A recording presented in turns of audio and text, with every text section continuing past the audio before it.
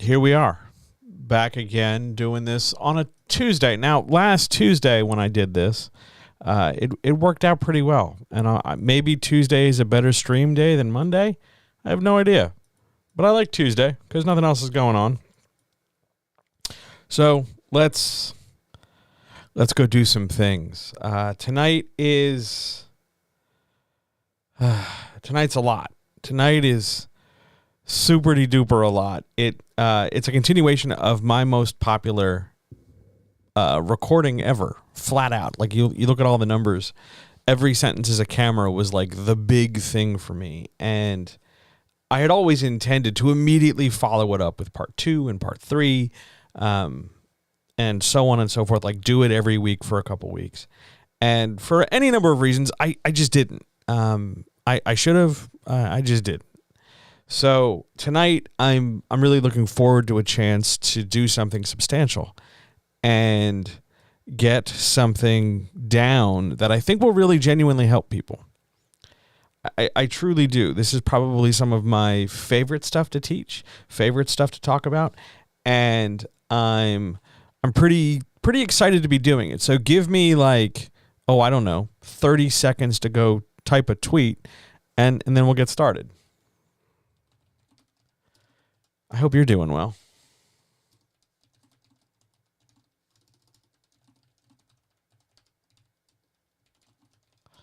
Okay.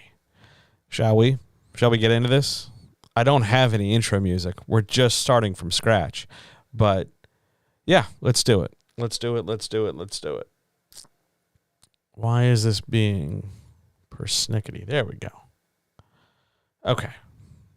1, 2, 3, press that, and okay. I suppose we just start. First of all, if you're hearing this and you have no idea who I am and you're wondering what the hell is going on, hi, I'm John.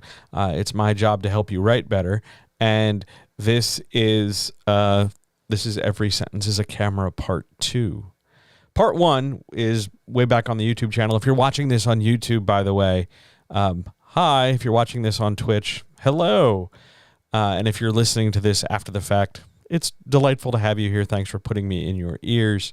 And everything in between, it's just nice to have you. Somebody had asked me earlier today why I don't do like a nice scripted opening the way I do it for the chats on Wednesday. And to be honest, it's because I never really sat down and thought of one. But if you'd like one, here, let's just improv one. Hi, I'm John. I'm a writing coach with 25 years of experience. And I help people write whatever it is they want to write. Screenplay, stage play, novel, novella, script for whatever.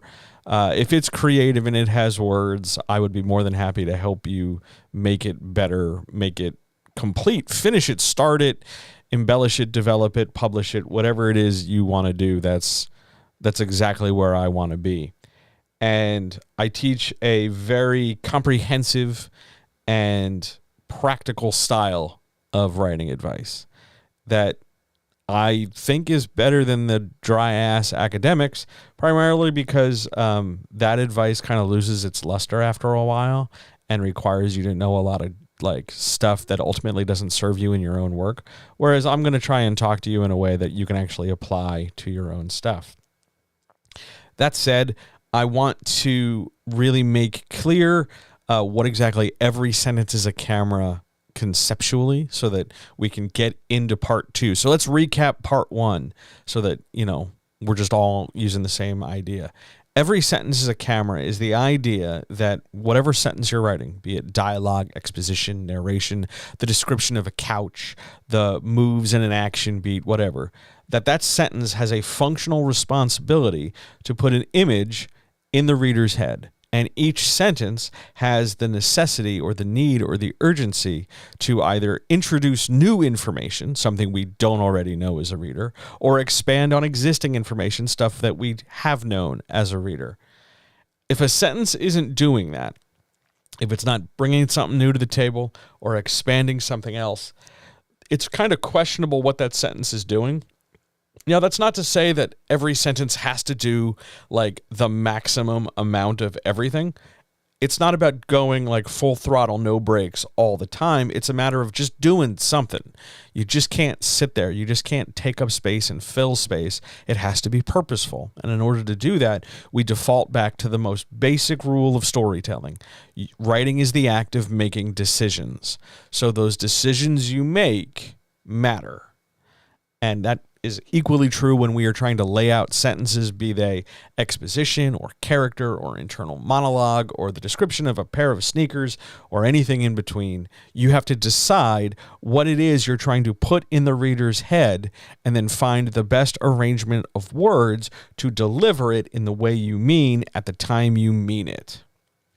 This is sometimes way easier than I'm making it sound, and other times far more complicated. And then the majority of the time, it's somewhere in between those two extremes.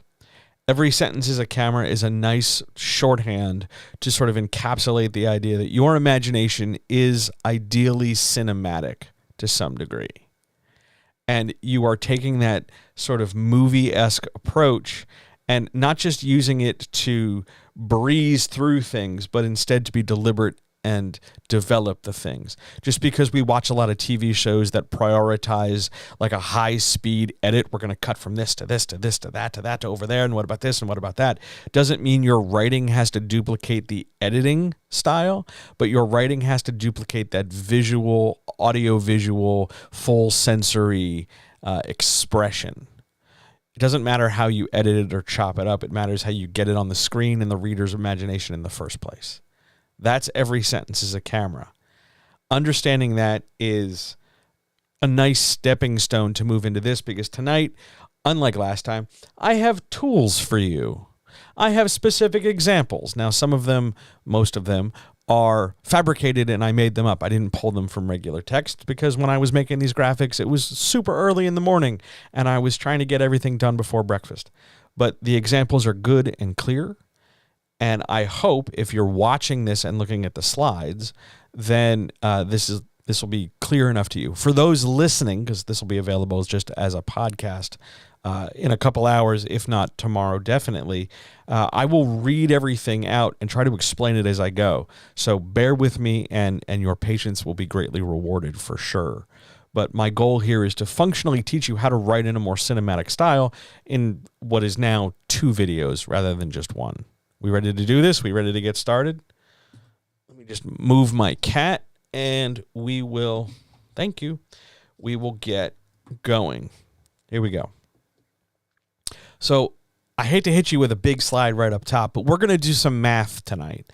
Now, before you click off, before you throw your earbuds, before you freak out, it's not very difficult math. It's just some basic counting that is, well, it used to be called story math. This isn't so much taught anymore, but it is useful. It's sort of an old-fashioned way of figuring out how important stuff is. And we assign it positive numbers, generally from +1 to +5, though more than likely you're only really going to see +1s and +2s because the edge case and the discernment between +3 and +4 is fairly negligible. So let's just consider +1 and +2 and -1 and -2 for our story math. Now, what exactly is this math? Because all we're doing is just creating numbers.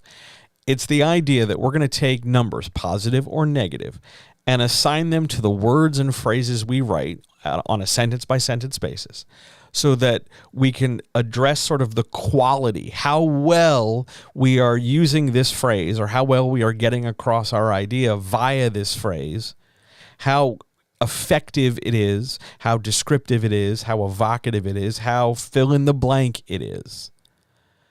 And it's not necessarily only like nouns and it's not only adjectives. It's just this part of the sentence, whatever it is doing something to contribute in a small degree or a significant degree in getting the picture I have in my head into the reader's head.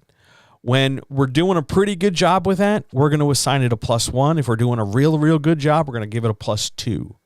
And again, this is not limited to a single word. This is not a single type of word. It's not anything like that. It's just highlighting the part of the sentence that's doing the job you need.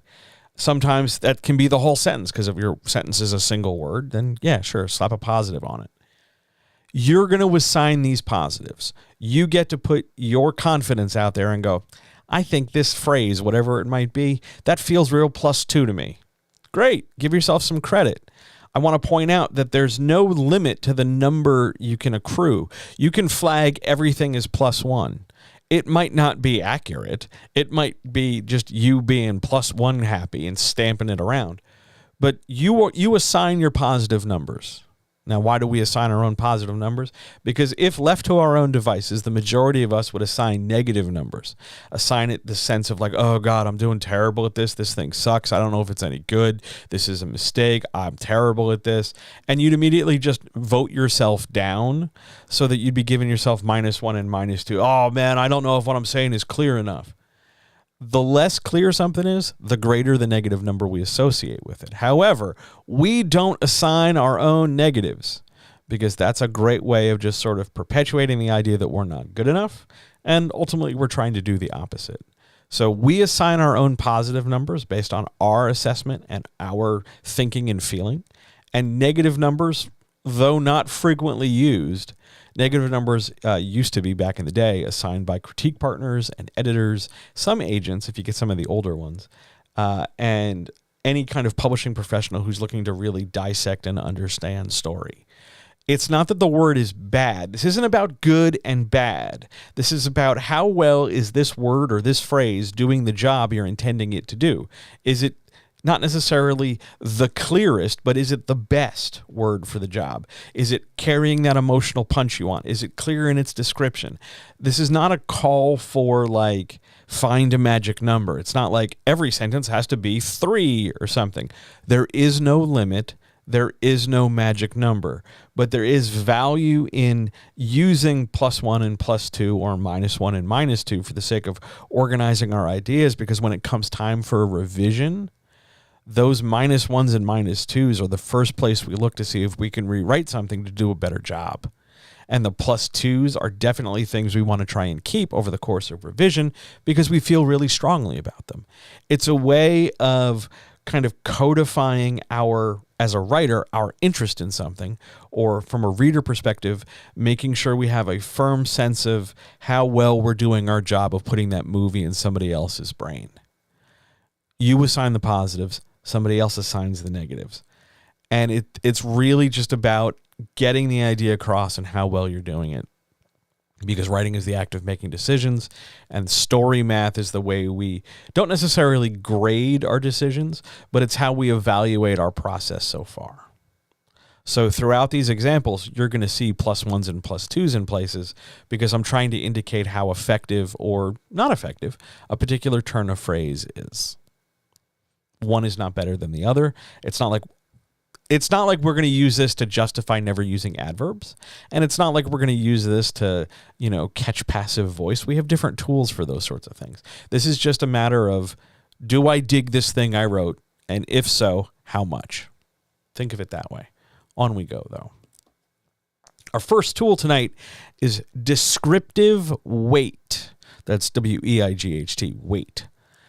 Descriptive weight is the idea that an element, something we've written, is presented, whatever we've written, one thing is more important, given more weight, than another thing, because of where it's positioned in the sentence or how the sentence is otherwise constructed.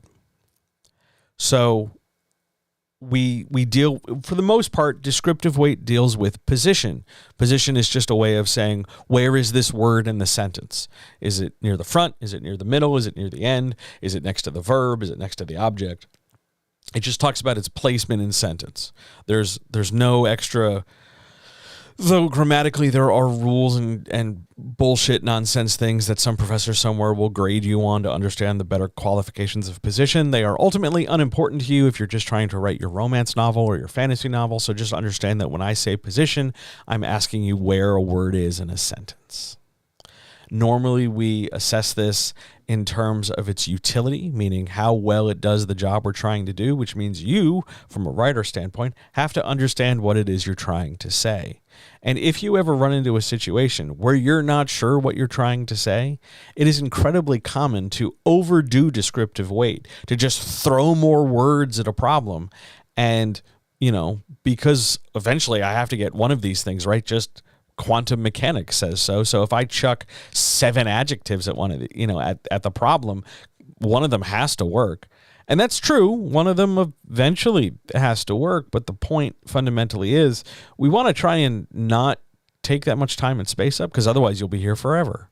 So descriptive weight is how we sort of organize and rank and prioritize our ideas. Let's look at an example.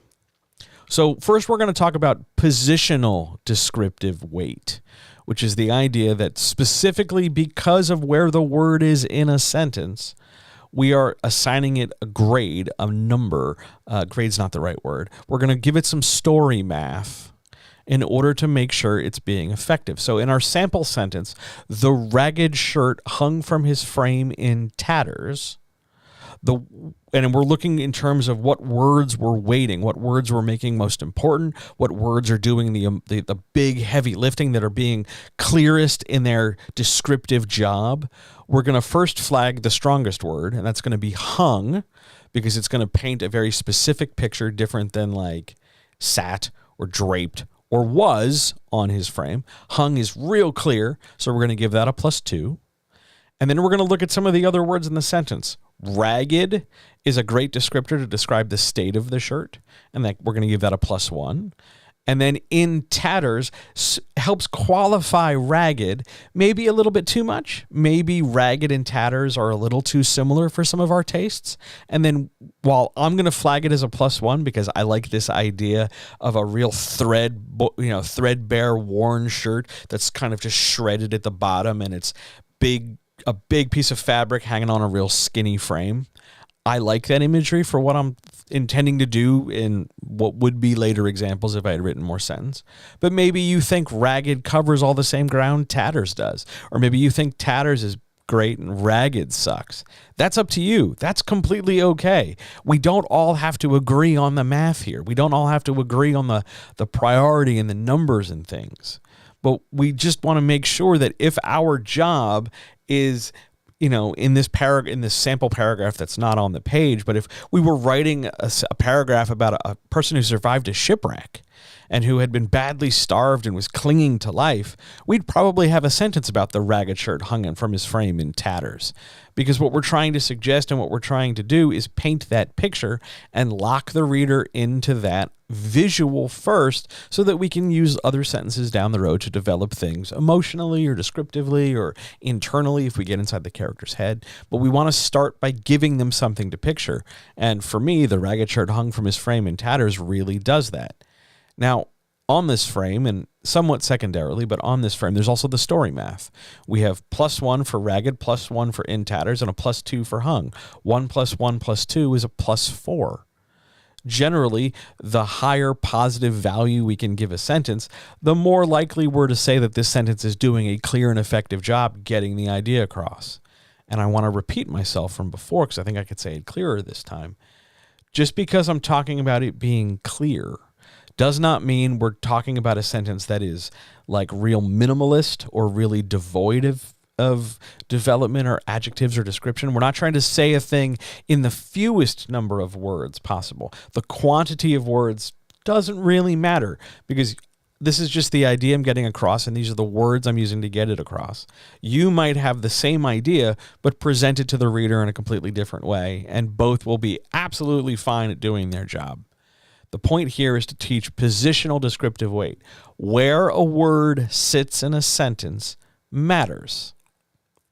Because we can flip this sentence around and turn it into the shirt hung from his frame in ragged tatters. Now, all of a sudden, we're qualifying the tatters as ragged. So maybe we're changing some of the weight and emphasis for what we picture. We're no longer focusing on just how beat up the shirt is. We're talking specifically about parts of the shirt.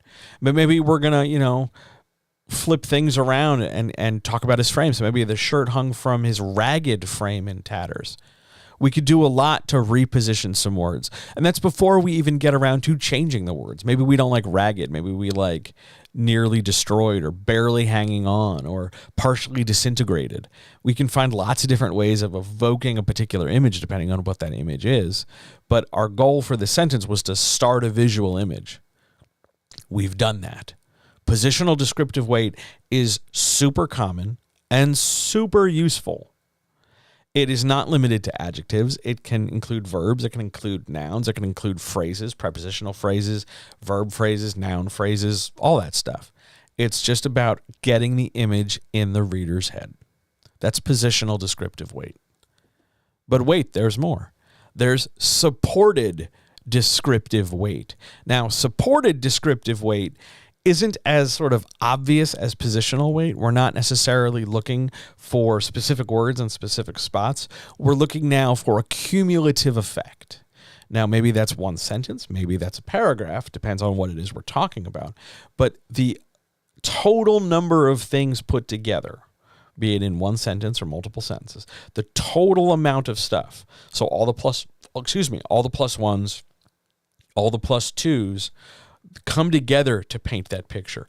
Whereas in our positional descriptive sentence, we kind of had a situation where one word is doing the most lifting and the other words are good and supportive, but it's really sort of all on the back of our single plus two word in our previous example. Here we're spreading it out a little bit. Here we're creating a mix of plus ones and plus twos because we're really trying to set some kind of description that isn't limited necessarily to just a single visual. Sometimes we want to talk about action. Sometimes we want to talk about, mood or atmosphere or what a character is thinking, things that we cannot necessarily immediately express visually. For that, supported descriptive weight, also called supported description, is a great way of doing that. And what that looks like is this. So I'm going to read you this paragraph and then we're going to, walk through it. He read the book 6 hours every night that week. He read it in the bathroom. He read it in bed. Over the time, the book became less of a mystery and more of a lover, slowly seducing him with its secrets and potential. That is a great mood-building sentence that also helps kind of suggest a passage of time while also suggesting activity during a passage of time. It's fantastic for supernatural horror sentences where random character has got a book and they maybe shouldn't have the book. But let's highlight some key parts of the sentence. So first sentence, he read the book 6 hours every night that week. We can flag 6 hours every night that week because that's really helping us evoke and clarify an image in our head. It's not just him reading the book. It's the degree and the frequency of him reading. 6 hours every night that week. That is a lot of time spent reading. So let's give that a +1. We could give it +2. Sure, why not? Who's going to stop us? We're in charge of our stuff, of our development here. So if you want to give it a +2, go for it. For me, that's a +1 though. And then we have a second sentence that helps clarify and qualify that first sentence. He read it in the bathroom. He read it in bed. So now we're setting up different conditions where that reading 6 hours every night occurred. Bathroom and bed. I'm going to give, because I gave the first one 6 hours every night, I gave that a +1. I'm going to follow up and give the bathroom and in bed, 2 prepositional phrases, also a +1. So we've got 3 +1s in 2 sentences. We are already starting real strong here. But let's set more mood. Now we've talked about what the character did, but now we're going to talk about the effects of what the character did. So fine, he read 6 hours every night. He read it over there and he read it over there. I bet he read it in a box with a fox if I wanted to write another sentence. But now, because he did this action, we should qualify. We should develop. We should describe more. We should talk about the consequences. We should talk about the impact all that reading is having. So let's continue to the next sentence. Over time, the book became less of a mystery and more of a lover, slowly seducing him with its secrets and potential. So I'm going to give +2s out here. Less of a mystery and slowly seducing are +2s for me. They're +2s for me because particularly the idea of more of a lover slowly seducing is very suggestive of the arrangement I want the reader to think of when we think about how the character is engaging with the book. We start off with becoming less of a mystery. Okay, he's starting to understand it. That's just acquiring knowledge, which is clear and accurate in what I want to do. So let's give that a +2. But then I double down on it and I get more expressive with it, more of a lover slowly seducing him. Now, all of a sudden, instead of just gaining knowledge like we're skimming on our phone, now we're creating some kind of intimacy, some kind of sensuality, some kind of like deeper impression beyond just, yep, I read that thing. And so that's definitely, particularly the phrase slowly seducing, we are giving that a +2 for sure, because now we're furthering the reader's association with what this book means to our character. And we're seducing him with its secrets, which are good. Secrets are good. Now, by mentioning the secrets, we're saying that there can be subsequent paragraphs or sentences or whole chapters about each individual secret if we want. We're creating this piece of information. So let's give it a +1. It's good. But more important here, I want to really get the reader thinking about the could-be's and the would-be's and the what-ifs of having this book, because I want to create an idea that this book is dangerous. I want to create an idea that this guy having this book is maybe not the best thing in the world. So I'm going to use a word like potential to end my paragraph, to backload this sentence, to really make it stand out. I'm going to give it, with its secrets, +1 and potential +2, so that we're tying together less of a mystery, slowly seducing, and potential as all the +2s of our little paragraph. Now, we didn't outright say in this paragraph, we didn't talk about what the book looks like. We didn't talk about what the character looks like. We didn't say shit about what's in the bathroom or what's on the bed or anything. We didn't even really get into the substance of the book itself. We just sort of alluded to and sort of broadly referenced. We're creating this atmosphere of unknown and mystery that's going to drive the reader from this paragraph to the next paragraph to get more information, to qualify more things, to be interested in and engaged by things. It's never, ever, ever the job of one single paragraph to do all the heavy lifting and completely, absolutely nail down for the reader one time on one page and one paragraph, everything. We're spreading butter on toast. We don't want to just glob it in one corner. We want to, as evenly as possible, distribute it across the whole surface of whatever we're buttering. So here, we're not relying on one sentence to say expressly. I mean, we could say it if we were going for like hyper minimalist things. He read the book and really liked it. Sure.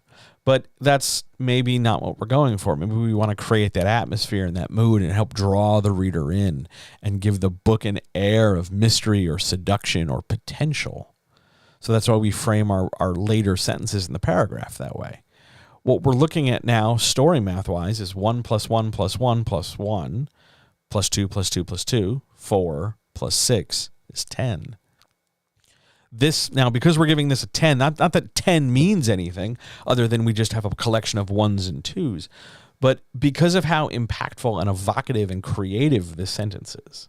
And I don't mean creative like, I'm so special, I made a smart sentence. I mean, this paragraph is doing the job of creating ideas for the reader. Because we've rated it a 10, we know that when we come back to revise, if we write a paragraph thereafter that's kind of a dud, that it's maybe not so hot, we know to keep this one because this one's a 10, but maybe the next paragraph is going to be like a 3. We know maybe we could rewrite it to help us carry more of that weight, create more of that atmosphere, reinforce more of that atmosphere. So that's why we assign these numbers. It isn't just like, hey, I need something to do. Let's put numbers on our words. There is a value to it. There is a function to it. Supported descriptive weight is incredibly useful when you don't just want to come right out and say a thing, whatever it is. You don't just want to come out and talk about how a character is untrustworthy or duplicitous. You don't want to talk about the weather and just say expressly the weather, the way the weather is in April. You want to talk about it in more broad terms, or you want to allude to the tension in the air or an abstract thing. Supported descriptive weight is a fantastic way to help put words to a thing when you can't exactly put your finger on the specific words you need. It also helps fill space. So if you're looking to develop a word count or develop a rhythm and help your authorial voice, supported descriptive weight is a way we can explore how we sound as a writer in getting an idea across to the reader. Descriptive weight overall an incredibly useful tool because so much of every sentence as a camera as a concept is built on your ability to create emphasis and import with our words. Some words are naturally going to be more important than others, and we want to prioritize that and evaluate them and use both their position in the sentence, why is this word in the spot that it's in, as well as its cumulative effect with all its friends hanging out in the rest of the sentences and paragraphs to help give that reader a real sense of what's going on. That's supported descriptive weight. Shall we move on? For our next thing, I'm going to get a mouthful of tea. I should do a cup date, but let me get a mouthful of tea first. So, tonight's tea is Moroccan. It's fairly strong, and it's got a little bit of mint. I'm really digging it. I got it from a neighbor. It's rad as hell because I helped their kid with their English homework, and I was paid in tea and a few dollars. It was very nice. So that's my cup date, by the way. And now we're going to move to our second tool, descriptive tension. Now, those two words sound like they don't go together, but I promise you they're going to. Now, descriptive tension, you've seen a million times. You just didn't know they had a name for it. Descriptive tension is the tension created between elements when you're trying to clarify an idea. Descriptive tension is super useful when the contrast between these two ideas or their position relative to each other is as effective or more effective together than how each individual element or an element by itself could be in getting an idea or a picture across to the reader. Descriptive tension is about understanding that you've got pieces of things and pieces added together do more, mean more, matter more, work together better than individual parts. It sounds complicated, but I swear I'm going to pull the first example and you'll totally get what I'm talking about. First example, here we go. Explicit contrast is the kind of descriptive tension where the tension is obvious. And our obvious sentence is like this. Like any starved animal, she ate up the attention every chance she could. Now, where's our tension? Where is our explicit contrast? It's in the idea of starved and ate up. Like any starved animal, she ate up attention every chance she could. Now, every chance she could helps qualify the timing and degree of the consumption of the attention. So I'm going to give every chance she could because it's helping flesh out and fill out this idea. I'm going to give that a +2 because it's a big deal to me, and I want to make it clear to the reader that this isn't just a one-time thing, that this consumption of attention is happening as much as possible, as frequently as possible. So +2 indeed it is. Now, if we're doing story math here and you're not looking at the screen or you don't see the screen, you usually mark tension with a capital T. So starved and ate up are +1s, but they're +1 with a T. So +1 T for starved, +1 T for ate up. Explicit contrast is incredibly useful when you want the words to suggest specific ideas, and then those ideas overall are sort of predicated and stated for a singular purpose. I want the reader to think X, and I know that if I add this thing and that thing together, I'll get them to X, because those two things are maybe opposites, or those two things are related in some way, and that relationship is going to help me define the idea. Because sometimes I don't want to just rely on descriptive weight. I don't want to just be positional and stick a single word in there. I want to stretch my language. I want to grow a little bit. I want to say a few things more. I don't just want to be very sort of like juvenile in my writing, in my description, and say stiff things like the chair is brown, the dog is white, the tea is green. I don't want to just write very boxy formulaic sentences. Sometimes I want to stretch and grow, and I want to push myself. So, like any starved animal, she ate up the attention every chance she could. Explicit contrast. You've done it a bajillion times. It's one of the more common ways of creating tension in language without directly setting two oppositional ideas. We're not getting like a standoff between people here. It's the idea that we've got two or more. Now, I've used 2 here because it's really, a good illustration, but you could have 3. You could have 4. You could have 7. Who knows? You could have as many as you want. just as long as you're able to connect some kind of contrasting relationship between the majority of them, which is maybe why you don't want to have like 30. But as long as you can establish contrast between your elements, you can develop explicit contrast to create tension to help describe an idea. Now, when I say tension, I don't necessarily mean danger or risk. I just mean you're creating a thought that the reader has to make an effort to try and resolve. And the best way to resolve that effort is to both think about the words they're reading and think about what the writer means, but it also means reading the next sentence and seeing if we can get more context clues. Explicit contrast is done best when the tension is obvious, when it's apparent in the sentence, which means you've chosen words to do the job. When you miss it, when you're not as explicit as possible, let's say, maybe one of the words is really explicit and the other one's just kind of, it's there, but it ain't great. What do? In that case, you're still creating contrast. It's maybe not as explicit as it could be. You take the one word or element that's flagging, that isn't pulling the same way, that isn't giving you its tension, and you try to find a way either to rewrite the sentence so that it gets some elevation, it gets improved, or you rewrite the word in question. I wanted to use starved and ate up as my two pieces of tension because I think that it's a descriptive idea without, like, we're not saying she's physically starving and that she's actively chewing on something, but we want to give that impression of a starved animal. We want to give that impression of how something that is starving finally descends on food. And that visual is what I'm looking to create a description for without saying specifically she, ate like a hungry animal. I'm suggesting it without being overt about it, if that makes sense. That's explicit contrast. Let's go on to the more elaborate one. Elaborate's not the right word because it's not exactly like a big complicated magic trick or anything. It's just not explicit. Implied contrast is where your phrase and your construction of sentence or sentences creates tension, and it's building up and building up and building up, but you can't entirely point to the things that are generating the tension specifically. It's not like ate up and starved in the last sentence. You got to do a little bit more thinking. You got to do a little bit more context clue discerning in order to figure out where the tension is. So I've pulled a paragraph together where the tension is kind of there, but it's not outright said. So it goes like this. "No," Susan said, "I can't let you out of here without your signature on the contract." Signing the contract meant agreeing with her. He knew what he had to do.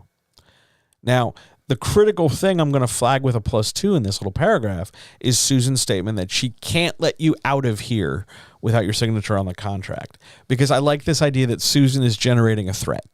Because maybe my next paragraph is how Susan is, blocking the door, or she locks the door, or she looks stern or something. But I wanted to give this impression that Susan is an obstacle in our paragraph. So we give her some language to suggest that level of obstacleness, obstruction, whatever you want to call it. So I'm flagging +2 with "can't let you out of here without your signature on the contract." Now, we're shifting away from dialogue because "no, I can't let you out of here without your signature on the contract" is in quotes. But now we're coming out of that dialogue. Signing the contract meant agreeing with her. He knew what he had to do. There's some ambiguity in "he knew what he had to do," and I'm flagging "had to do" specifically as one of the +1 T's, +1 with tension. The other tension, the other +1 tension is agreeing with her. Had to do and agreeing with her create a kind of tension. One's ambiguous. Had to do. He could do anything. He could, ninja flip out of the room. He could drop a smoke bomb. He could escape through the air duct. He could sign the contract. He could not sign the contract. He could punch her in the nose. He could do a lot of things. But the ambiguity there, along with the specificity of agreeing with her, is what's creating our tension. But because we're not necessarily saying expressly the whole stakes of the scenario, we're not recapping in this paragraph, we're not doubling down, we're just creating this moment of tension, and we're waiting to see the reader, and we're waiting to see the character, and we're waiting to see everybody kind of creep to the edge of their seat, and then the next paragraph, maybe 2 paragraphs down the road, will pay off this setup. So our tension is at the end of the paragraph with 2 + 1 T's. The implication there builds our tension and sustains it. Tension doesn't just evaporate once we state it. It holds until we pay it off. So our next paragraph, which isn't in my example, but if our next paragraph doesn't qualify, doesn't eventually lead to him doing the thing that he knows he has to do in that last sentence, well, we're eventually going to reach a tipping point where we can't get any more tension. We can't add more to it, because what we're left with is this idea of, well, eventually we just got to do the thing. How long can we wait and wait and wait and wait until we go, something has to happen? Because after a while, it's not going to be believable. It's too much tension, and we're going to check out because, God, when are they just going to do something? So that fuse we light here, and we'll pay it off and blow up the dynamite later. But we got to light the fuse here. And to do that, we're going to use implied contrast.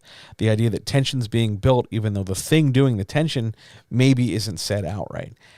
What makes this a bit more constructed, what takes a little bit more work to put this together, is the idea that you have to know what's going to get maximum tension at this moment. Because I could write this paragraph the exact same way, where Susan says, I can't let you out of here. And then there's a couple sentences of action Susan takes to make it clear that Susan can't let the character out.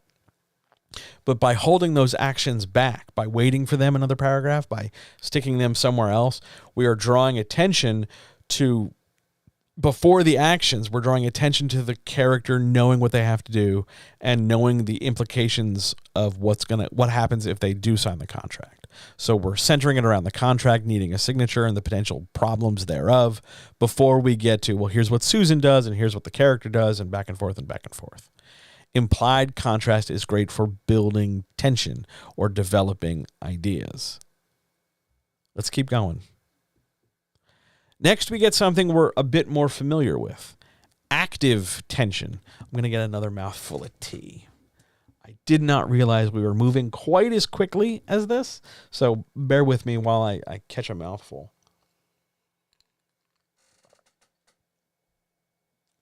Active tension is something you're more familiar with because it happens in a ton of text, in a ton of things. And if it wasn't already clear, I want to make it clear here. Genre doesn't matter. You could be writing a romance novel, a Western, a sci-fi thing, a fantasy story, a legal thriller, a children's book, a new adult story, supernatural romance, whatever. Any genre benefits from these tools, because any story benefits from these tools.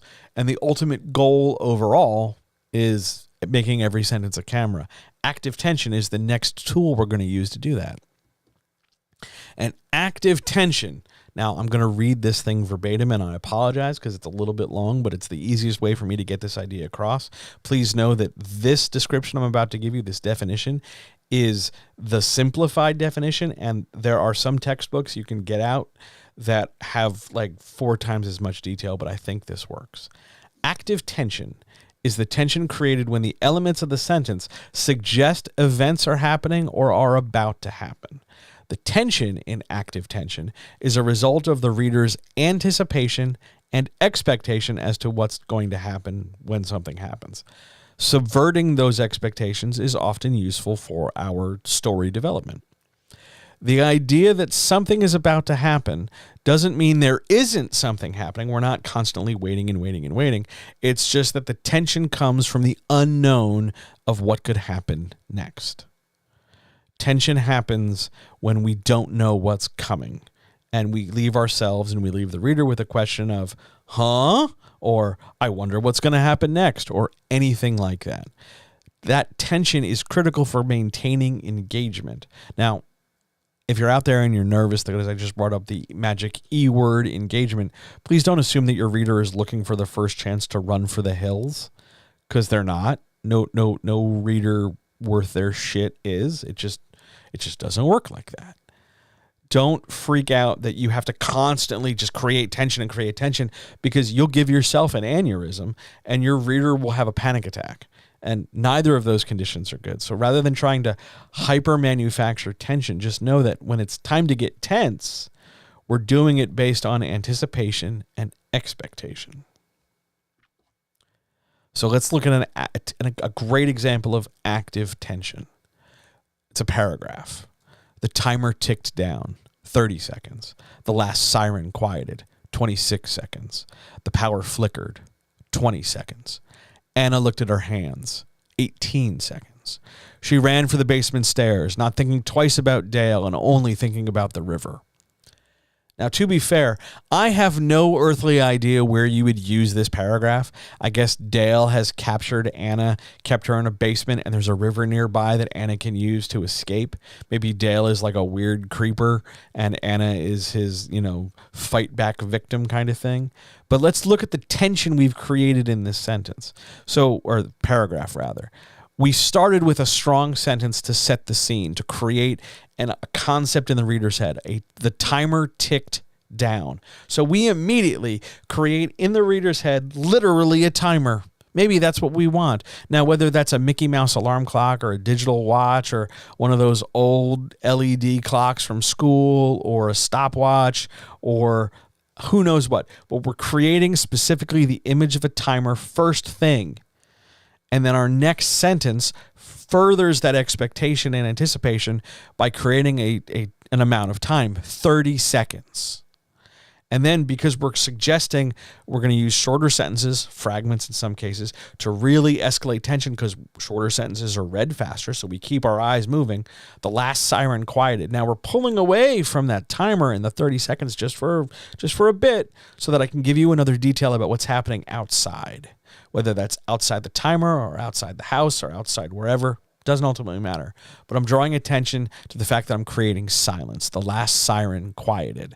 So we presume now it's quiet. But then I want to go back and I want to stoke the flame. I want to poke the tension back. So we're going to bring back another fragment with time, 26 seconds. So somewhere between, the siren quieting and the siren not quieting, we lost 4 seconds. So now we're going to step away from the timer again. We're setting up a pattern for the reader to picture. Timer, time amount, action. Time amount, action. So our next action would be the power flickered. I'm giving them a visual. Flickering power, quiet siren, clock ticking down. The tension, even though I haven't really packed any strong verbs or long sentences or anything like that, I'm relying on the reader's imagination to suggest that tension for me. I don't have to hold them by the hand. I don't have to go out of the way to be like, hey, dorks, be tense. I can instead be incredibly suggestive about it. I swear I will get all the words out of my face. Forgive me, I'm a little nervous. Hang on. Tea break.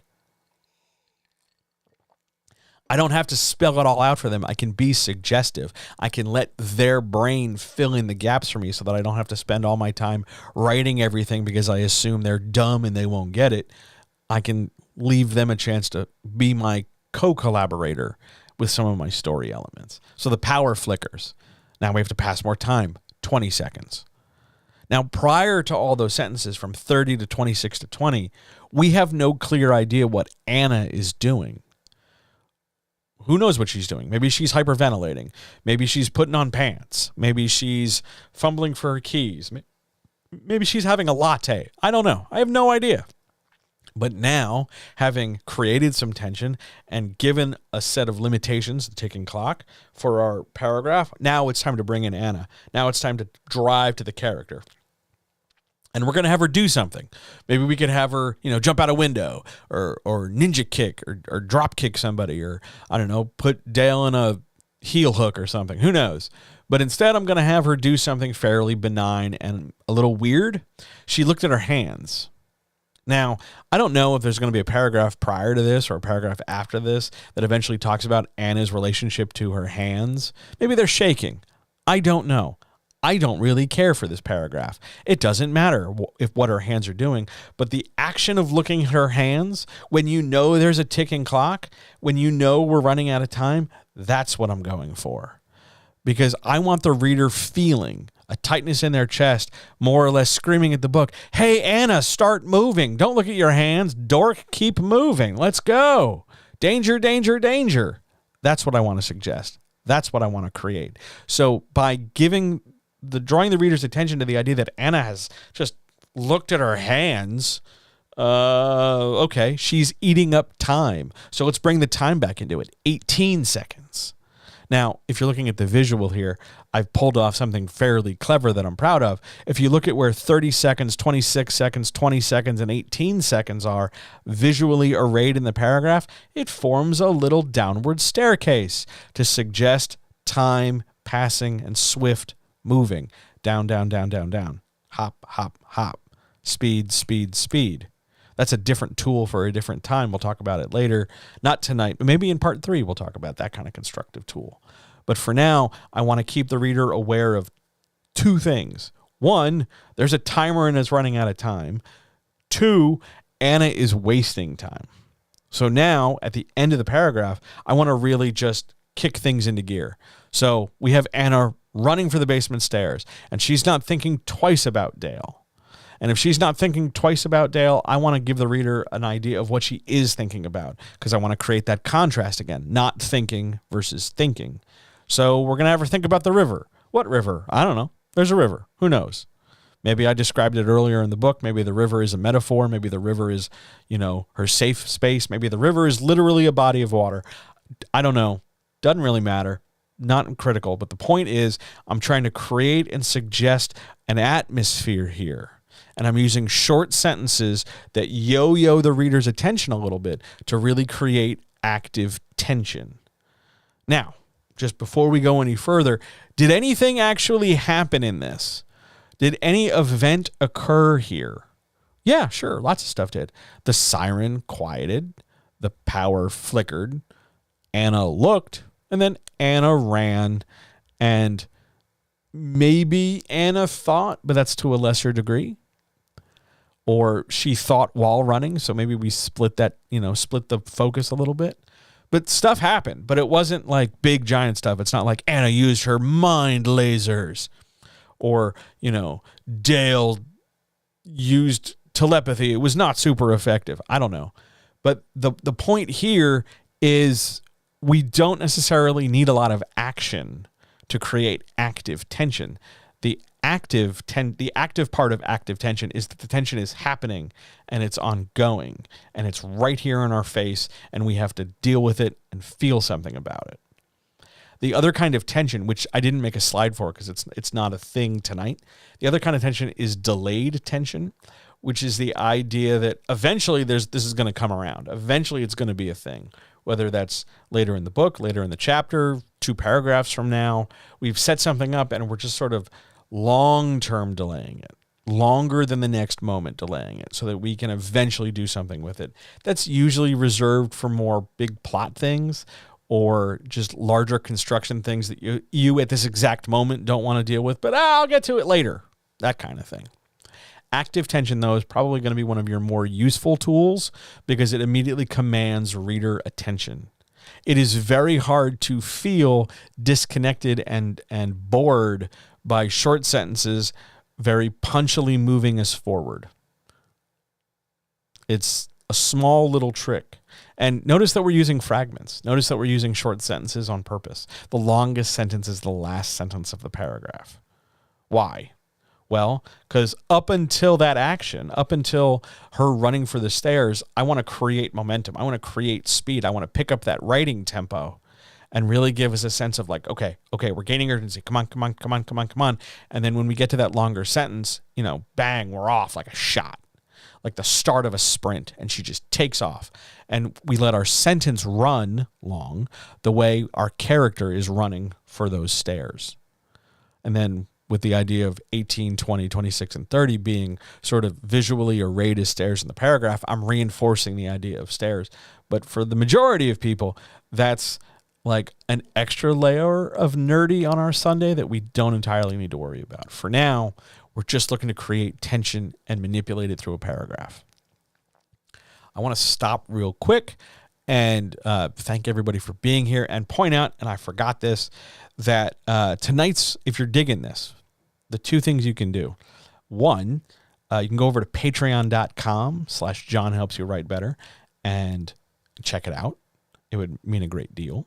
$2 a month, give you like a million things as detailed as this, if not more so, all involving popular film and television stuff. And the other thing you can do, if you're watching this on Twitch, feel free to follow. It's free. If you're digging this and want to see more of it, feel free to subscribe.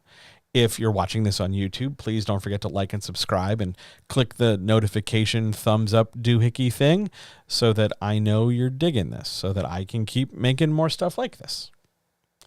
That said, let's keep moving. I'm going to get another mouthful of tea, though.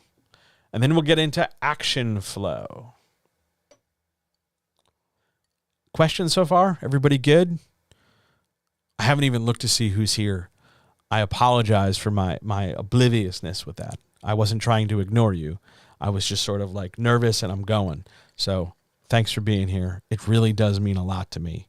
I hope you're doing well.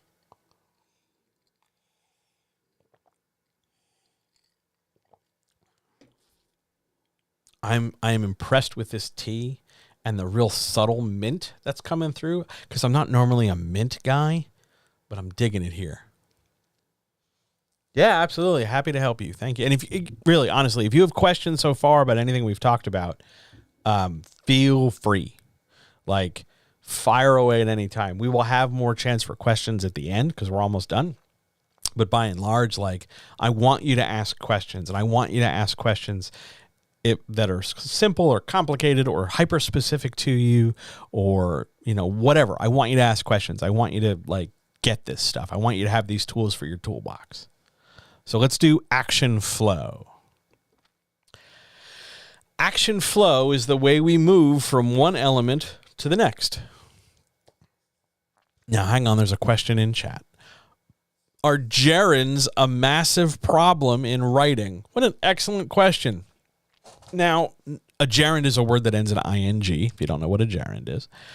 Are gerunds a massive problem? I can't speak for them universally. They're not like the worst words ever in the history of worddom, so I can't say they're always a massive problem. I can tell you that gerunds can, for some writers, sometimes be a problem when they become over-reliant on gerunds to move things forward. They always want to conjure a verb or an action in order to describe something. Like the car is running, the motor moving, the timer counting, the person going, they're doing. Like if you're becoming over-reliant on gerund and you're always taking the reader to the next verb, the next ing verb, or the next ang verb, whatever it might be, then yes, that can be a problem because you're accomplishing tasks, stuff's happening, but it might not necessarily be the best description, the best movie in our head, the most cinematic way of approaching the problem. Stuff happening and the clarity of its description are not the same thing. Even if you were to pick really, really clear verbs, you still have plenty of descriptive space to fill. For instance, if I say I'm pouring a cup of tea, and my gerund there is pouring, I have plenty of descriptive room to qualify and better develop the action of pouring, or the tea that I'm pouring, or the receptacle into which I am pouring it, or how I feel about pouring, or how I feel about the tea, or the time of day, or the room I'm pouring the tea in. Like, there's all these different factors that pouring isn't covering for me. Now, that doesn't necessarily mean I absolutely 1,000,000,000% have to say something about the gerunds. Like, sometimes I'm just writing a sentence where the character's pouring tea. And ultimately, it doesn't matter if, you know, it's a Thursday or a Tuesday or the 5th Saturday after St. Swithin's Day or whatever. That might not matter. But when you become over-reliant on gerunds, just like if you were to become over-reliant on adverbs or over-reliant on one particular word over and over and over again, it can become a problem because while it might be accomplishing something, that somethingness might not be as clear as you think. It's clear in your head because you know what you mean. But the reason why it's clear to you is not making its way onto the page to make it clearer for the reader. So it's not always the gerund's fault, but when it becomes overused, when it's just the go-to solution for every problem, it does become a problem. Because gerunds generally are part of a solution for a problem. They are not necessarily a solution all by themselves.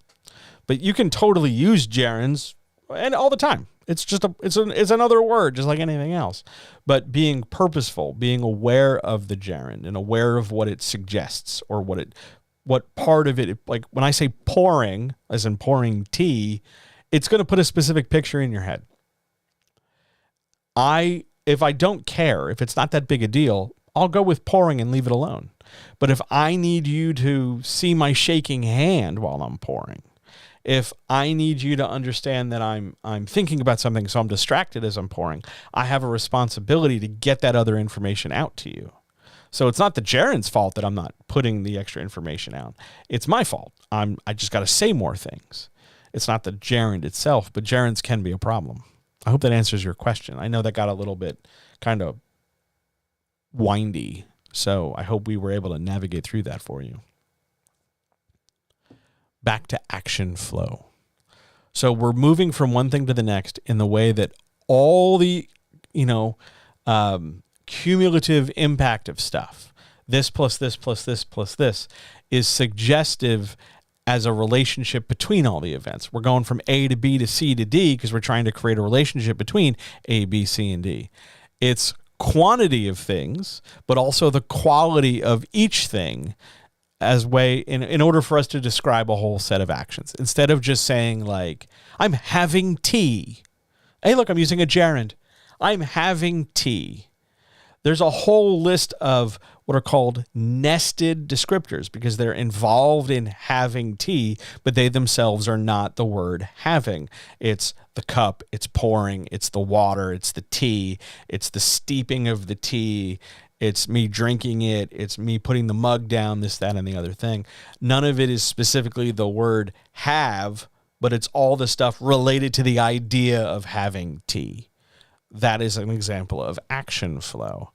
If we look at our science fiction-y example, where we're trying to sort of evaluate and clarify things, we would go like this to create an action flow. The last of the cells latched shut, and the new members of cell block W37 were left alone in silence, but not darkness. The 4 prisoners did what each prisoner always does in cell block W37. Check the cell door, then look for seams in the wall plates before finding the best place to sit and start thinking about how to escape. Now, if I'm going to highlight a specific visual I want to give you, a +2 for this, I'm going to grab the last of the cells latched shut because there's a whole pile of evocative imagery there. The idea of a door closing, maybe there's a sound associated with it. Maybe there's a sense of weight or mass or inertia or mechanization there. That's entirely up to whatever else I qualify or however else I describe it. Or maybe I leave it for you, the reader, because ultimately it only matters that you know the cells are latched shut. The how of it being latched shut, I might leave that to you to fill in the blank so that you can add your own appropriate sci-fi-ness to it. But I do want to create that action flow, so we're going to do it later in the paragraph. Check the cell door, look for seams in wall plates, find the best place to sit, start thinking about escape. 4 things. They are not any of them the same thing, and they are done in some sort of order, 1, then 2, before 3, and finally 4, but they're all related to the idea of what everybody does in the cell block. And each item is distinct. Check the cell door. Do I give it any further qualification or clarification? Maybe in a later paragraph, but not right now. Right now, I just want to give you the idea, and I'll leave it for you, the reader, to fill in what checking the cell door looks like. In the same way that looking for seams in the wall plates isn't further qualified in this paragraph, but it's around there. Maybe there'll be another paragraph. Maybe it'll be in another sentence. Maybe it'll be the next thing. Who knows? But looking for the seams is another idea that I want to seed, but not necessarily develop. Not yet. Before finding the best place to sit. Now, so far it's check the cell door 1, then second thing to do, look for seams. Do 1 and 2 before 3, before finding a place to sit.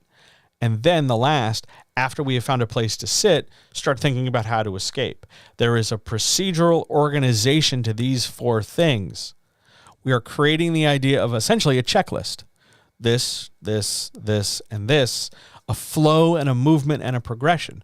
Now, if we turn this into something more active, like super active, like it's the punches thrown in a boxing match, then we would maybe not do this in a list with a colon. Maybe we'd break it into individual sentences or short paragraphs, or maybe we'd describe each punch in its own little way. Depends on what we want to do. But we would use, again, the same kind of idea that one thing comes after the next, and so on, because the reader is both looking for the individual things, punch, punch, punch, punch, punch, or check, look, sit, think, but we're also looking for that cumulative, the whole total sum package, the did what every prisoner always does, pile of things that we can tie together into a ribbon. That organization of ideas really helps nail down the specifics as well as the broad details of a set of things I'm giving to the reader. No matter what, no matter how else we describe cell block W37, no matter if we go back and start individuating the new members or prisoners in general or the prison as a whole, by creating this specific action flow, we are creating a level of description the reader can think about as they move forward through the story. Now, maybe we're writing a romance novel, not necessarily with this example, but maybe. But if we're writing a romance novel and we're writing, I don't know, a fairly spicy scene where somebody's pants are coming off, then our action flow might be all the actions people take in physical intimacy. Maybe it's the action flow isn't physical action. Maybe it's a series of thoughts. Oh, that person is attractive. Ooh, look at their hands. Ooh, I like their body. Oh, yes, let's get naked. As long as there is some kind of relationship between some number of things, and you're making that relationship understandable, clear, sort of clear, explicit, somewhat implied, some combination of it, doesn't really matter. But as long as you're saying there's a relationship between things and you're able to read and figure out what that is, you're using an action flow. Now, to do this, or the frequency of doing this, can be a problem. If you always go for this, like if you have really active characters who have a lot of shit to do, you know, a knight on a quest running around collecting like 10 magic gems for the wizard because he has an exclamation point over his head. If you much like we talked about with gerunds, if this becomes your go-to solution for developing and describing things, after a while, it's going to feel very monotonous. Even if you shuffle around the structure, even if you put the list of things in the beginning of a paragraph, or maybe put it as its own paragraph. But after a while, the reader's eye and the reader's brain gets conditioned to always look for 1, then 2, then 3, then 4. Okay, great. And after a while, you get this sort of narcotic effect where the reader tunes out, which is what we are absolutely positively trying to avoid. Every sentence is a camera does not ever absolve us of our responsibility in making sure the reader's paying attention. That's not because we think the reader's bad or that we have to punish the reader or we have to like demonstrate how much smarter we are than the reader. It's more a matter of, hey, reader, you came to this story wanting a story. Pay attention and let me give you this story. And that relationship of mutual respect and care and that sort of co-investment of effort, my effort to write, your effort to imagine, allows the reader's emotions to be sort of exposed and to be affected by the words we write. That's the beauty of art. That's how we make writing impactful. We touch them, we reach something in them and they click with it. And we do that by making sure we're putting a clear movie in their heads, by making sure that when I say a thing, it has an impact, like an action flow. On we go. Constructive volume. Now, constructive volume is our last topic of the night. I'm surprised I kind of flew through this, and I apologize. And if you want me to go back and cover anything again, just holler. I'd be happy to. I was honestly thinking I had like 2 full hours of info. But constructive volume is the last of our 5 tools for the night. And constructive volume is progressive and sequential improvement based on story math. So this is why those +1s and +2s matter. And it's the idea that as we go through a sentence, we're having our +1s, we're having our +2s, and since we're rolling along and we're constantly hitting 1s and 2s, the overall volume of information is what's helping contribute to that clear picture in the reader's head. So we get this example, which is something I wrote kind of last minute. Marvin packed the car with the same intensity that he approached everything else in life, which is to say that a strong breeze could have placed the bags in the trunk with greater ease and speed. Of the 10 bags needing to fit in the car, only 1 moved from where Karen had placed it, now balanced on the hood of the car, its contents threatening to spill onto the gravel driveway.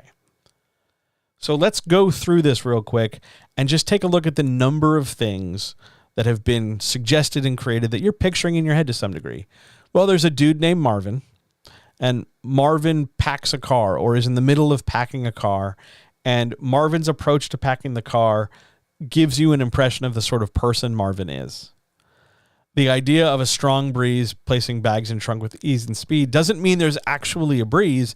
It's qualifying the intensity Marvin is using to pack the car. In that first sentence, and we're just dealing with the first sentence right now, the big thing I want to get across is the idea that the same way he's doing this, Marvin does everything. He approached everything else in his life. That's our +2. And in order to make sure you understand that I'm talking about it, he approached everything this way, I want to make sure that the one of the first +1s in our sentence is the same intensity. So I'm partnering the idea of intensity along with approached everything else. I'm really making it clear that Marvin is kind of a schlub. And then I'm going to use the back half of the sentence to qualify his approach. A strong breeze could have placed the thing he had to do, the bags in the trunk, with greater ease and speed. I want to tag strong breeze as a +1, but greater ease and speed is a +2 because I've got that contrast between the idea of a breeze suddenly being able to put bags in a trunk. And since those two ideas don't really make sense, it's hard to imagine it being anything other than a normal breeze doesn't operate that way. And I'm using that kind of disconnect in order to be suggestive of how I want things to come across. But now we're going to get more concrete because we got kind of abstract in that first part. So let's get concrete. Of the 10 bags needing to fit in the car, only 1, there's our contrast, 10 and 1, only 1 had moved from where Karen had placed it. Now balanced on the hood of the car, its contents threatening to spill on the gravel driveway. So the qualification of where this 1 bag is, now on the hood of the car, +1. But I can qualify that. I can give it more descriptive weight. Its contents threatening to spill. So now all of a sudden I've got this bag and it's probably open. Maybe it's on its side. Maybe it's balanced not really well, like when you put your cup of coffee on the hood of the car and it's not entirely on the flat part of the car. It's starting to tip near the door. It's threatening to spill. The phrase threatening to spill, I would definitely want to highlight. So let's give that a +2 because I think that's a really great way of getting the picture clearly across to the reader. The combination of 1s and 2s here and the way I'm using contrast and the way I'm highlighting certain things allows us to really pull this paragraph together in such a way that we're developing and building something to give an impression to the reader overall. We're not relying on one single part of one single sentence to be like, this is the thing to take away. Summarize everything down to this one phrase. There are times and places for that. This is not one of them, though. So what we have instead is a cumulative effect, a volume we've built, a volume we've constructed, which is what we get for constructive volume. We can do this for description. We can do this for action. We can do this for a series of events. We can do this for anything, really. But the whole point is that it's an accumulation of detail that when we're done reading, whether it's a paragraph, whether it's a sentence, whether it's a chapter, a page, an act, a chunk, whatever you want to call it, when we're done reading the thing, there's a whole very clear picture in our head that gives us the opportunity to sort of contextualize it, frame it, press save, lock it into our brains, and then move on to whatever the next thing is. That's how we shape and build this movie. That's how we can best utilize the idea of every sentence acting as a camera. Even if not every sentence is directly visually relaying us information about a character's actions and movements, every sentence is a camera in the sense that it is giving us something to picture or think about or know that maybe we didn't know as well as we do now. That's the second level of every sentence is a camera. That first time we talked about it, it was all about what is the character doing? What should the reader be picturing? And now we're taking that as sort of a given. Yeah, you're going to picture shit when you read, but now we're going to give you some tools to really better develop and frame out that kind of picturing. It's not always going to be characters doing actions. Sometimes it's how things feel or how you should feel or what you need to know or what you need to understand. Those are abstract compared to the direct action of character does a thing, other character does a thing, somebody talks, somebody walks. We want to add more than that because we want to elevate your writing overall. That's the goal here. The important thing here with constructive volume, because it sounds real simple, and by and large, it's pretty straightforward, and you've done it for your entire life. You've ever told stories, and it seems really like, I use this all the time. What the hell's the problem? There are 5 things you need to know, 5 very significant problems that will absolutely get you rejections, get you flagged in editing, really just fuck your shit up. Mouthful of tea first, though. Whenever I talk about constructive volume with a writer, like in a one-on-one or a free session. By the way, if you ever want a free session, go to the website, johnhelpsyourwritebetter.com. You can talk to me for free. Whenever I talk to somebody about like, hey, describe more stuff, please put more words on the page. They take that as sort of this demand that, oh, I have to put like a lot more words on the page. Holy shit. And that's not at all what I'm saying. And when you start sort of bloating your manuscript up with a ton of stuff, oh, I'm going to throw this in here, and what about this, and what about that, and oh, here's this, and oh, here's that. There's this thing, and there's that thing. Here are the 5 big sort of problems that happen. 1, all these details will not get their proper weight or value. You'll just throw 15 adjectives at me or 10 events in one paragraph, this and this and this and this and this. And it's impossible for me, the reader, forget me, the coach, forget me, the person trying to just walk you through how to write better, just me reading your stuff. If you throw too many things at me, it's going to be harder for me to know what's more important. What's more important than what? Is A more important than B? Is Q more important than L? This, and this, which is material, which matters most. Because I, a reader, just like any reader, wants to organize this information, wants to understand, okay, this is more important than that. I'm going to make a hierarchy. I'm going to frame it out. I'm going to be doing this while this is happening. I'm going to set up the picture in my head. Just throwing the details at me and saying, figure it out, is sort of like being thrown a jigsaw puzzle and then saying to somebody, build it in the air while the pieces are falling, which is not a thing that happens. Second major problem when you throw a ton of detail and constructive volume together. Some of those details get lost. You give me 5 details and you barely tell me which ones are important. Chances are, if you're asking me to recount it later or remember it down the road, I'm going to forget something. Now, maybe that's because I did a lot of drugs for many, many years, but more than likely it's because I didn't get a chance to weigh or evaluate or appreciate the things you gave me, and you just hurled a ton at me and basically screamed at me, keep up, John, which is not really going to encourage me to keep up at all. It's going to make me get frustrated, which leads us to the third thing. When you pack a paragraph like super tight with detail, you got to remember that not every detail matters. You might like it because you wrote it. You're biased. You might think it's super important that I know about every vein in the marble and every bell and whistle and switch on the ship dashboard.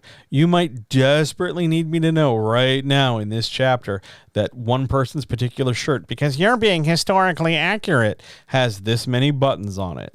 It might be a real big deal to you. If I don't know that it matters, if you haven't made it clear to me that I should be paying attention that way, I'm going to tell you that most of the time I don't give a shit about buttons because it just doesn't occur to me. And even if you were to give me buttons and sleeves and bells and cuffs and frills and fringe and epaulets and this, that, and the other, not every detail ultimately matters, no matter how many is shoved into a paragraph. Not everything is going to matter.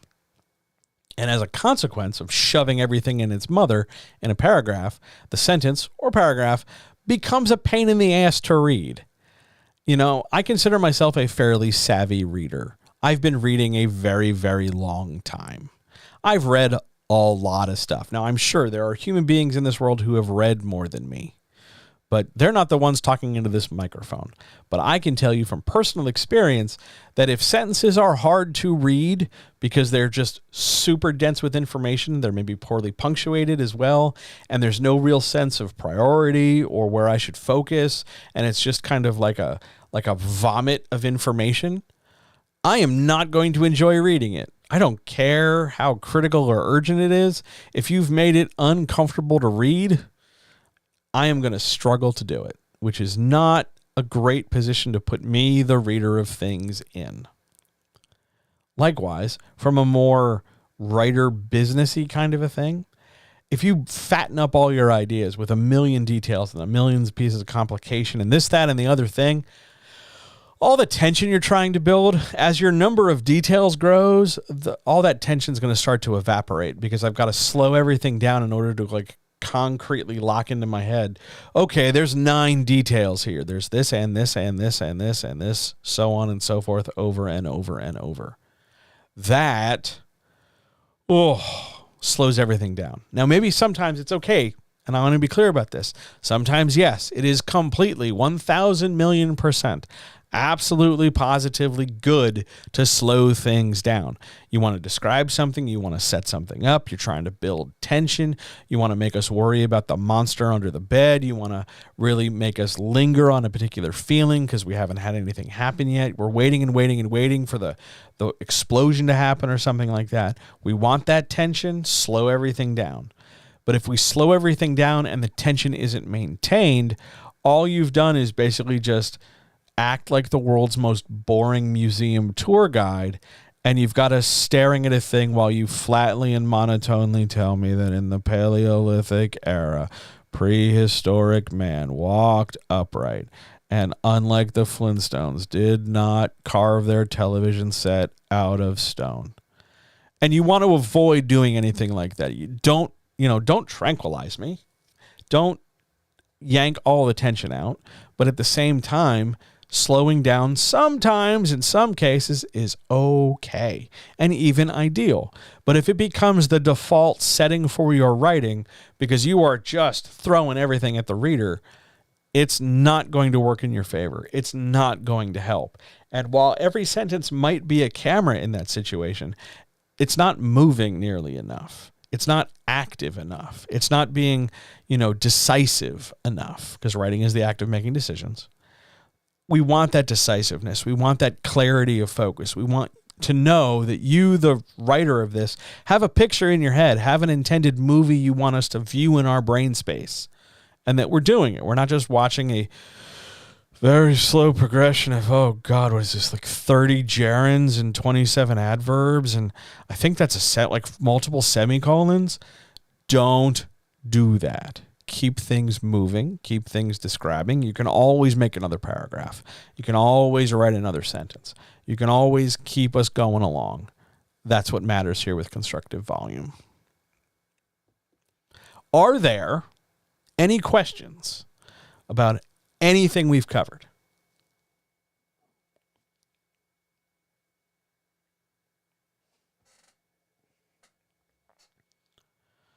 Yes, no, big things, little things, small things, middle-sized things.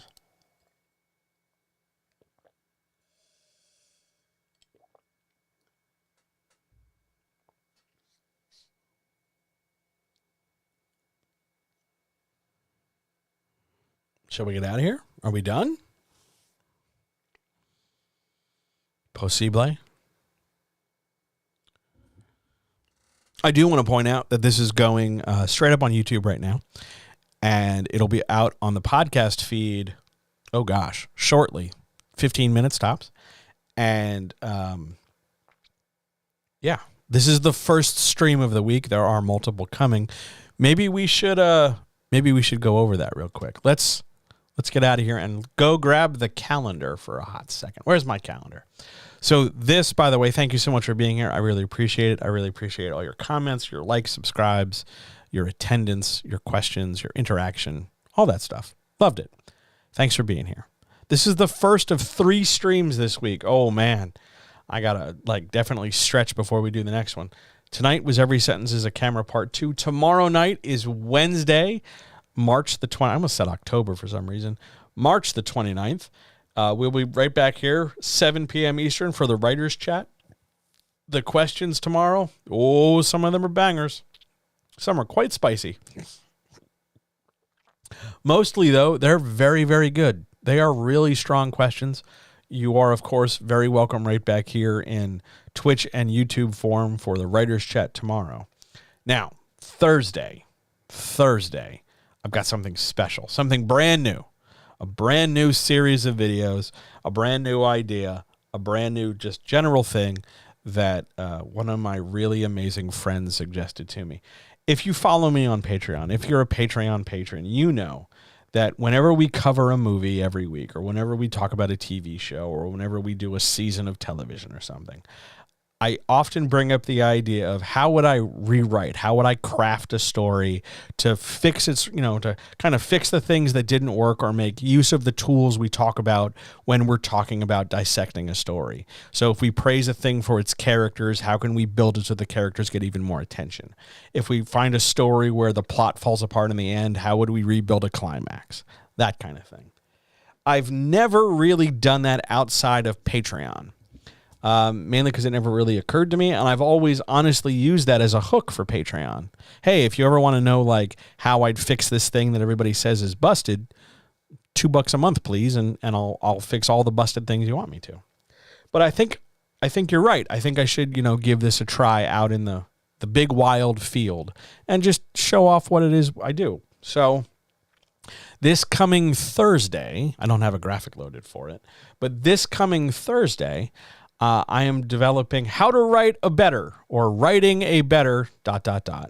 where I'm going to take periodically a particular franchise or a concept or an idea, like a movie series or a book series or something like that, and just talk about it broadly. Now, I don't know how long that's going to be. Maybe it'll be 15 minutes. Maybe it'll be 30 minutes. Who knows? We'll find out together. But the overall goal is to show you how to use a collection of narrative design tools, storycraft tools, editing tools, and really create a new version of a thing that ticks a few boxes that I want, that engages in a particular way, that it isn't just do more of the same or just add more robots or something. I'm starting with the Terminator franchise. I have a soft spot for the Terminator franchise. We'll talk about why on Thursday, but I want to rewrite it, because I don't know if you know this, but very little of the Terminator franchise is real good, and a lot of it is quite not good. And I wonder why. Well, to be fair, I'm pretty sure I know why. But it's time we take a look at salvaging it by, what are its pluses, what are its minuses, and how do we rebuild it? So that is Thursday, right here on Twitch and YouTube, 7 p.m. Eastern, How to Write a Better Terminator franchise. I would love for you to be here. I'm excited to do it because it's just going to be a lot of fun. and we'll have a good time doing it, and we get to talk about Terminator stuff. And I haven't made graphics for it yet. I'm letting you behind the curtain. I haven't done the graphics, so who knows what we're going to talk about and what it's going to look like. Maybe it's just going to be me staring at a single picture of a Terminator talking for 5 minutes. Who knows? But we're damn sure going to have a good time doing it, and I would really, really, absolutely love for you to be here. So that's our streaming calendar this week. I'm pretty damn pumped. Thanks so much for being here tonight. It really meant the world to me. You guys are great. Thanks so much. All power to all people. I'll talk to you tomorrow for the Writers Chat. See ya.